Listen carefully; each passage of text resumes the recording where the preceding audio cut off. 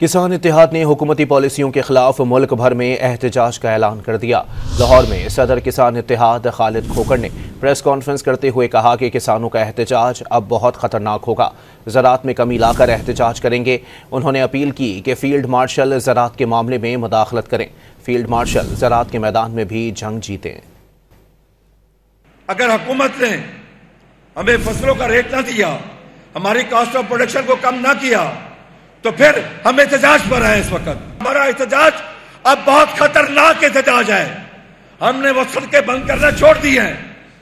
अब हमारा एहतजाज होगा जैसे क्लर्क हड़ताल करता है, कर्मचोर हड़ताल करता है, ताजर करता है, शटर डाउन करता है, और सनतकार करता है, अपनी इंडस्ट्री बंद करता है। हम भी अपनी ज़राअत पे कमी ला रहे हैं। पाकिस्तान की मैशत की खातिर, पाकिस्तान की फूड सिक्योरिटी की खातिर मैं आज हाथ जोड़ के फील्ड मार्शल से अपील करता हूं कि खुदा के लिए एक जंग आपने जीती है भारत के खिलाफ, अब ये पाकिस्तान में जंग है, ज़राअत की जंग है, ये भी आप आके जीते।